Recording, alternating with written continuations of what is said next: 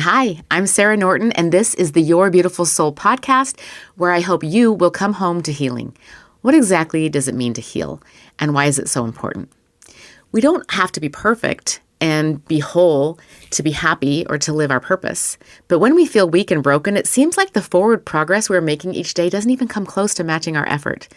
The energy expenditure of 2 steps forward, yet the discovery that we are feeling further and further behind when we wake up each morning. But when we intentionally address our bodies, minds, and spirits and work a little bit on our healing, growth, and freedom each day, we can make almost all of our steps be in the forward direction and with a lot less struggle. The healing itself takes work and effort, but it pays off dramatically, even while we are still in the healing process. Imagine if we could harness all or most of our energy into creating new things and deeply feeling all of the richness that life has to offer around us right now.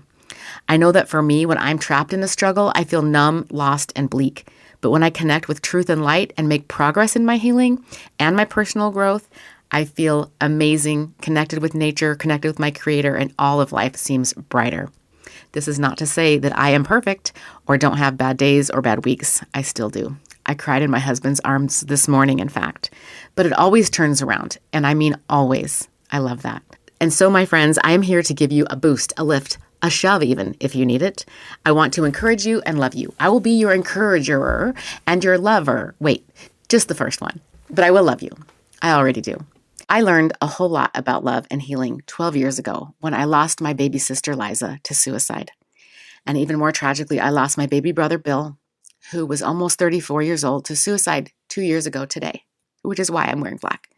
You usually will see me in much brighter colors, but 2 years ago today was one of the worst days of my life. But I'm okay, and so is he. I love my little brother so much, and he is the reason that I worked up the courage to get this project off the ground today. But this all started for me 12 years ago when I spoke at my little sister's memorial service. I promised her that I would help other beautiful souls like her to see their true beauty and understand their infinite value, and to help them learn how much this world needs the wonderful things that only they can offer. I wanted to rescue people. I hadn't been able to rescue her, but I wanted to help rescue others.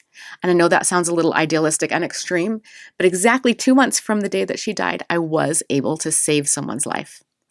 My 15-year-old son, Rustin, at the time, he was 15, and I and another man, Michael Harrison, rescued an unconscious man from a burning car. It was one of the most incredible experiences of my life. Jeremy Tilby was the son of a dear friend of mine, and I had no idea who he was as we were saving him from certain death.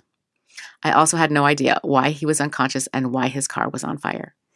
But I do know that as I watched over his unconscious body that we had carried and laid on the side of the road, I loved him with my whole soul. I pet his hair, and I begged him to wake up and to be okay.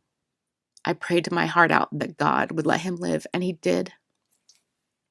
It turns out that Jeremy had a seizure behind the wheel, and luckily he pulled over his car just in time and got it into park.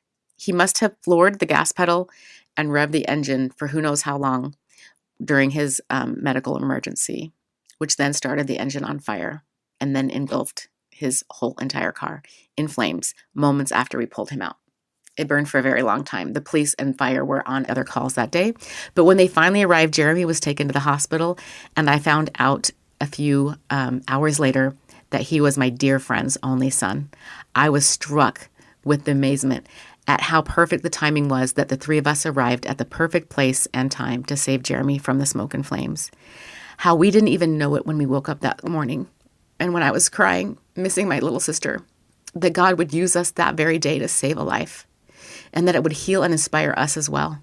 And later I saw that Jeremy's life would be forever changed by his own experience of being rescued at the very last moment.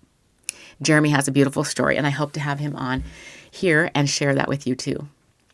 So Jeremy needed rescuing, and I needed to help rescue someone. Even in my grief and pain, I was available enough for God to make sure that we were at the right place at the right time.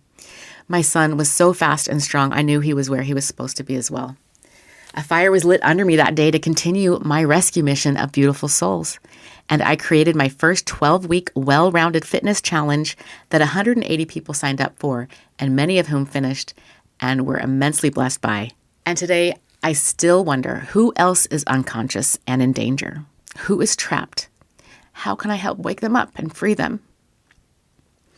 I have not been trapped in a burning car, but I know the awful feeling of being stuck in your own personal hell. And I also know how hard and incredibly brave it is to be free. How can I help you be free? Where are you? What do you need? I would love to hear from you and to know where you're at and what kind of things would help you be free. What does your burning car look like? Why can't you get out? Are you asleep, numb, scared, confused, just plain tired or lost? I know the feeling, trust me. But we don't have to stay there. We don't have to stay in our burning cars. And if you're dealing with any thoughts of suicide or need help, you can always call 988. It's the new emergency number. There are so many tools to help us feel better. I made a list of them. It's very, very long, and I will share it with you on another podcast or parts of it on every podcast. But even better than that is our Creator, our God, the master of this incredible universe is here for all of us. And it doesn't matter who we are, what we have done, or what we call this beautiful source of truth and light that shines on all of us each day. There is hope, there is healing, and life can be so much fun, especially when we do it together. I'm actually quite fascinated by the process of pulling ourselves out of pain and how it works for different people. I want us to come together and help each other feel better, even if it's just a little bit better at first. Just knowing that it's possible is the hope that we need to hang in there. And I hope we can bring that to each other when we meet together like this, or in my classes, coaching sessions, or retreats. So as we heal and learn and grow, we will realize that one of our greatest secrets to feeling our best is when we are being the most us that we can be.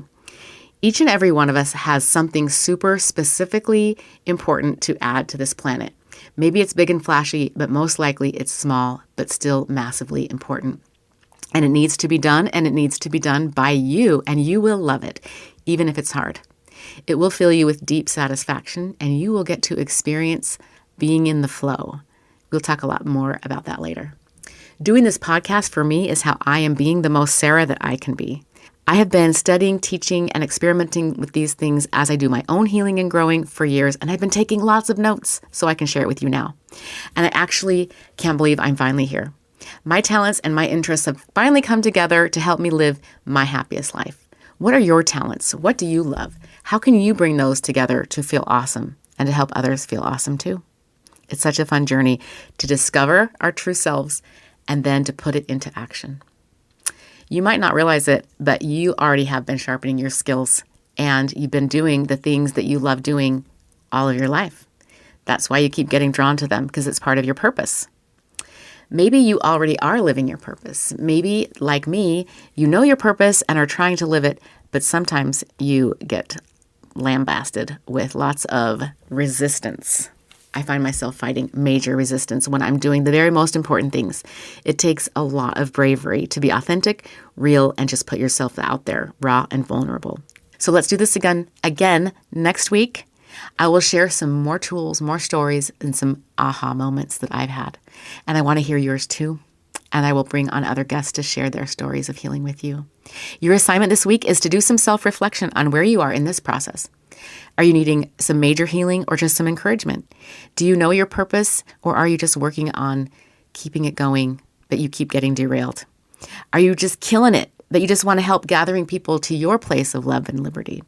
Let me know, and let's talk again soon. Oh, and ladies, my next retreat is March 1st through the 4th, 2023. So sign up today and learn more about all that I have to offer at yourbeautifulsoul.net. And remember, I love you and your beautiful soul.